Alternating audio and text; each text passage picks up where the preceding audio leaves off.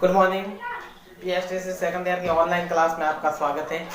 आज हम PhD second year की ऑनलाइन क्लास सामाजिक विज्ञान शिक्षण के अंतर्गत पढ़ेंगे। हमारा प्रकरण है माध्यमिक स्तर पर सामाजिक विज्ञान शिक्षण के उद्देश्य। तो माध्यमिक स्तर पर सामाजिक विज्ञान शिक्षण के निम्नलिखित उद्देश्य हैं। कौन कौन से उद्देश्य हैं, उन संबंध सभी उद्देश्यों के बारे में विस्तार पूर्वक अध्ययन करेंगे। तो माध्यमिक स्तर पर सामाजिक विज्ञान शिक्षण के निम्नलिखित उद्देश्य है, जिसके अंतर्गत हम पहला उद्देश्य पढ़ते हैं उत्तम नागरिकता का विकास करना। उत्तम नागरिकता का विकास करना। माध्यमिक स्तर पर बालक क्या इतना जागरूक होता है कि उसके अंतर्गत अपने क्या भला है क्या बुरा है उसके अंतर्गत विभिन्न प्रकार की जानकारियाँ प्राप्त हो जाती है।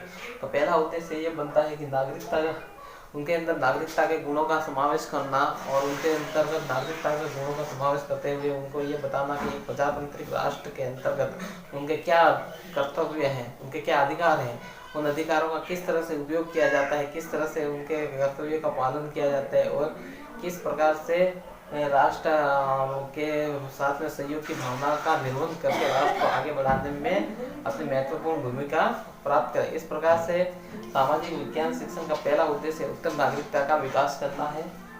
फिर दूसरा है सामाजिकता का विकास। मनुष्य एक सामाजिक प्राणी है, तो वो बिना समाज के नहीं रह सकता है। यदि मनुष्य बिना समाज के रहता है तो वो एक तो क्या है, या तो देवता है या कोई पशु है।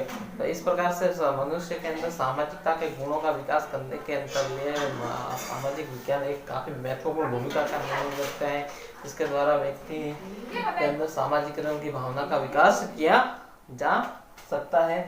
अतः सामाजिक विज्ञान के द्वारा छात्रों में नैतिकता के गुणों का विकास करने के लिए बहुत ही महत्वपूर्ण भूमिका निभाई जाती है। अतः छात्रों में सामाजिकरण की प्रक्रिया सामाजिक विज्ञान के द्वारा ही स्पष्ट रूप से की जा सकती है। फिर बौद्धिक एवं मानसिक विकास। सामाजिक विज्ञान शिक्षण का माध्यमिक स्तर पर महत्वपूर्ण उद्देश्य यह है कि सामाजिक विज्ञान शिक्षण के द्वारा छात्रों के अंदर विभिन्न प्रकार की बौद्धिक एवं मानसिक शक्तियों का विकास हो सके, जिससे छात्रों के अंदर तर्क शक्ति है, निर्णय शक्ति है, कल्पना शक्ति है। विभिन्न प्रकार के शक्तियों के माध्यम से छात्र अपने किसी भी बड़े से बड़े फैसले, बड़े से बड़े कार्य को आसानी से करने में सक्षम बन पाएगा और उनके अंदर बौद्धिक विकास का निर्माण होगा। अतः माध्यमिक शिक्षा स्तर पर भी सामाजिक विज्ञान का महत्वपूर्ण उद्देश्य बौद्धिक और मानसिक विकास उत्पन्न करना। फिर नेक्स्ट है उत्तम व्यवहार तथा आचरण का प्रशिक्षण देना।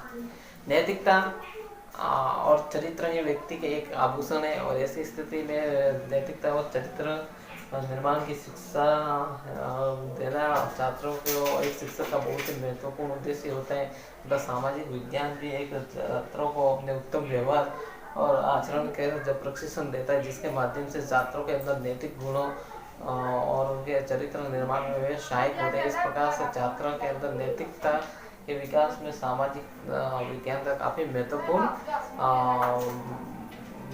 भूमिका होती है। अतः सामाजिक विज्ञान के द्वारा छात्रों के अंदर उत्तम नैतिकता का विकास किया जा सकता है और उत्तम व्यवहार करने के लिए वे छात्रों को प्रेरित किया जा सकता है। फिर नेक्स्ट है वातावरण के साथ समायोजन की योग्यता। सामाजिक विज्ञान के द्वारा व्यक्ति सामाजिक विज्ञान के द्वारा शिक्षक है वो अपने छात्रों के अंतर्गत वातावरण में समायोजन करने की भावना को विकसित करता है। हम जिस वातावरण के अंतर्गत रहते हैं उसी वातावरण में हमने किस प्रकार से उसमें एडजस्टमेंट करते हुए वहाँ ढलना है। तो यह सभी हम किसके माध्यम से सीख सकेंगे? सामाजिक विज्ञान शिक्षण के माध्यम से सीखेंगे और सामाजिक विज्ञान शिक्षण के माध्यम से व्यक्ति के अंदर सामाजिकरण की भावना का विकास होता है। तो इस कारण हम कह सकते हैं कि सामाजिक विज्ञान का महत्वपूर्ण उद्देश्य माध्यमिक स्तर पर यह होना चाहिए कि छात्रों को वातावरण के साथ समायोजन करने की योग्यता का विकास कर पाए।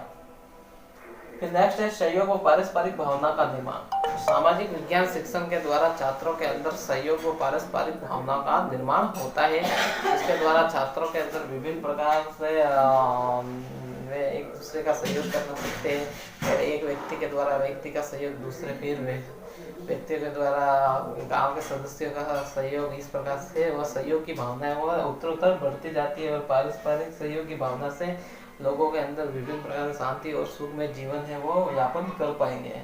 फिर है अवकाश के समय का सदुपयोग। सामाजिक विज्ञान के माध्यम से छात्र के जीवन में अवकाश आते हैं, उन अवकाश का सदुपयोग है वो कैसे कर सकते हैं। तो अवकाश का सदुपयोग करना के लिए सामाजिक विज्ञान द्वारा छात्रों को विभिन्न प्रकार की योजनाएं बताई जाती हैं। कहा जाता है कि खाली दिमाग शैतान का घर होता है, तो छात्रों को खाली दिमाग नहीं रखने के लिए सामाजिक विज्ञान द्वारा छात्रों को विभिन्न प्रकार की सामाजिक संस्थाओं से रूबरू करवाया जा सके अवकाश के दिन, ताकि वे अपने अवकाश का सही और सदुपयोग कर सके और अपने घर के व्यक्तियों का सहयोग करना आदि सीख दी जा सकती है। फिर अपनत्व की भावना का विकास।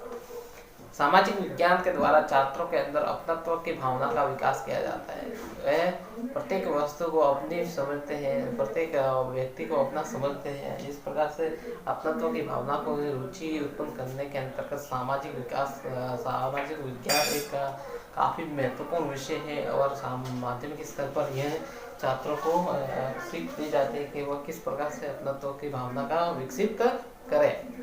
नेक्स्ट है व्यक्तित्व का बहुमुखी विकास। सामाजिक विज्ञान शिक्षण का महत्वपूर्ण उद्देश्य है कि वह अपने छात्रों का सर्वांगीण विकास करें, चाहे धार्मिक क्षेत्र में हो, चाहे मानसिक रूप से हो या शारीरिक रूप से हो। छात्र का सर्वांगीण विकास में करना सामाजिक विज्ञान का एक महत्वपूर्ण उद्देश्य है, जिसके द्वारा छात्रों का सर्वांगीण विकास हो। हर क्षेत्र में छात्र आगे बढ़े, चाहे वो किसी भी क्षेत्र में, औद्योगिक क्षेत्र में हो, राजनीतिक क्षेत्र में, आर्थिक क्षेत्र में हो, हर क्षेत्र में वो आगे बढ़े। तो छात्रों के समूह और चहुमुखी विकास में भी सामाजिक विज्ञान की एक महत्वपूर्ण भूमिका है।